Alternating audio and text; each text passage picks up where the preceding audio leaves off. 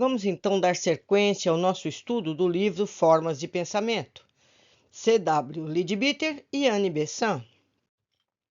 Capítulo 2. Duplo efeito dos pensamentos. Cada pensamento bem definido produz um duplo efeito, uma vibrante radiação e uma forma suscetível de flutuar pelo espaço. Falando com propriedade, no princípio do pensamento, parece ao claro e evidente como uma vibração no corpo mental, que se pode manifestar sob uma forma complexa ou simples. Se o pensamento é perfeitamente simples, não põe em atividade mais do que uma espécie de vibração. Portanto, apenas uma espécie de matéria mental será notavelmente modificada. O corpo mental está com efeito composto de matéria de diferentes graus de densidade, que geralmente dividimos em espécies correspondentes aos diversos subplanos. Cada um destes subplanos se separa de muitas subdivisões, e se representamos essas traçando linhas horizontais para indicar os diferentes graus de densidade, há uma outra disposição que poderíamos simbolizar traçando linhas verticais, cortando-as em ângulos retos para denotar os diferentes tipos de qualidades de densidades. Existem, pois, numerosas variedades de matéria mental e tem-se notado que cada uma delas tem seu modo especial e bem definido de vibração, ao qual parece mais habituada, de sorte que cada variedade responde automaticamente e tende naturalmente a reproduzir as mesmas vibrações que tenham sido interrompidas por um pensamento ou uma sensação marcadamente forte em outro sentido. Vejamos um exemplo. Quando alguém se vê bruscamente sob a impressão de uma emoção, seu corpo astral é violentamente agitado e suas cores habituais se veem momentaneamente quase obscurecida por uma onda carmesim, ou seja, um vermelho forte, azul ou escarlate, correspondente ao grau vibratório da emoção particular. Essa modificação é momentânea, não dura mais do que alguns segundos e rapidamente volta ao corpo astral a tomar o seu aspecto comum. Portanto, cada emoção súbita produz um efeito permanente, acrescenta sempre algo de sua própria cor ao matiz normal do corpo astral. De maneira que cada vez que o ser humano cede a uma emoção determinada, torna-se-lhe mais fácil ceder de novo, pois o seu corpo astral toma então o costume de vibrar de maneira análoga. Contudo, a maior parte dos pensamentos humanos estão longe de serem simples. A afeição absolutamente pura existe, em verdade, mas encontramos-la muito geralmente matizada de orgulho, egoísmo, ciúme, paixão quase animal. Isso quer dizer que duas vibrações claramente separadas, e algumas vezes mais de duas, aparecem ao mesmo tempo no corpo mental e no corpo astral. A vibração radiada será, pois, complexa, e a forma de pensamento daí resultante será de muitas cores, em vez de apenas uma. Capítulo 3. Como se produzem as vibrações. As vibrações radiadas, de que acabamos de falar, como as vibrações de toda a natureza, debilitam-se à medida que se afastam do centro que as produziu. É como uma fumaça, ela vem forte e desaparece. Portanto, é provável que este poder varie em razão mais do cubo do que do quadrado das distâncias, por causa da intervenção de uma nova dimensão. Essas vibrações, tanto como as demais, tendem a reproduzir-se sempre que a ocasião seja favorável, e quando atuam em outro corpo mental, têm uma tendência imediata de sintonizá-lo com o seu próprio diapasão vibratório.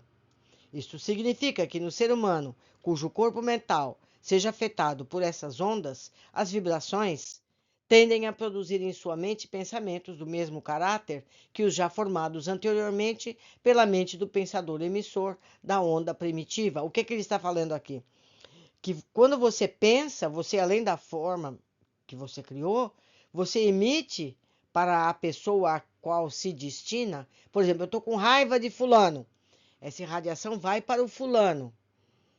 Então, ele sente essa vibração, somando a sua própria capacidade de vibrar aquele sentimento. Mistura o meu sentimento com o sentimento de quem emitiu a onda, seja negativo ou positivo. Continuando. À distância que atuam as correntes de pensamento, a força e o poder com que penetram na mente de outra pessoa depende da força e da nitidez do pensamento original. Sendo assim, o pensador pode ser comparado a alguém que esteja discursando. Sua voz põe em movimento ondas sonoras que, partindo dele em todas as direções, levam sua palavra aos que estão distantes. Se sua voz é potente, se a sua elocução é clara, a distância percorrida por esta onda pode ser grande. O mesmo ocorre com o pensamento enérgico, o qual vai muito mais longe do que um pensamento débil ou pouco definido. Mas nesse caso, a força é menos importante do que a clareza e precisão.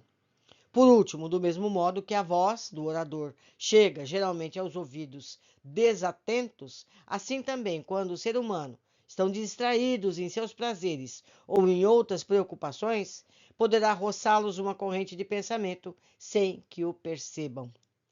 A vibração radiada leva consigo o caráter do pensamento, que a anima, mas não o assunto desse pensamento. Um hindu, em sua meditação, pensa em Krishna.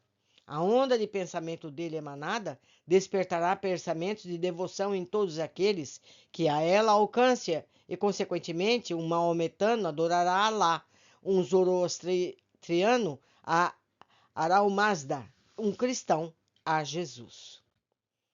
Um ser humano que pense fortemente em coisas elevadas emitirá vibrações que levantarão o pensamento dos demais ao mesmo nível, porém, sem que neles reproduza a mesma imagem que lhe ocupe a mente. Essas vibrações influem naturalmente com uma força maior nas pessoas já habituadas a vibrações similares. Não obstante, elas exercem também sua ação nos corpos mentais com que entram em contato, de sorte que sua tendência é despertar o poder do pensamento superior naqueles que ainda permanecem passivos. É, pois, evidente que todo ser humano que pensa em coisas elevadas faz um trabalho de propaganda sem o saber. Em resumo, a gente recebe os pensamentos de acordo com a nossa vibração pessoal. Então, se eu penso, vou falar alguma coisa bem comum, futebol. Se alguém pensa em futebol, esse pensamento vai passar por perto de mim, eu não vou captar, porque eu não me interesso por futebol. Mas eu vou receber, de forma sutil, mas eu vou receber. Agora, se eu adoro futebol, eu vou captar todo esse pensamento e me ter prazer com ele. Então, por isso que é tão importante a gente ter um controle sobre os nossos próprios pensamentos, porque nós vamos atrair mais pensamentos similares aos nossos. Se somos umas pessoas que sentem ódio uns pelos outros, nós vamos receber pensamentos de ódio. Mas, se nós somos pessoas que adoram pensar o bem para o nosso semelhante, se nós temos boas ideias, coisas positivas, nós vamos atrair para o nosso campo mental esse tipo de pensamento. Então, é bom a gente ser generoso, não é bom a gente ser egoísta, certo? É por aí o caminho. Aguardo vocês na sequência do nosso estudo. Até a próxima!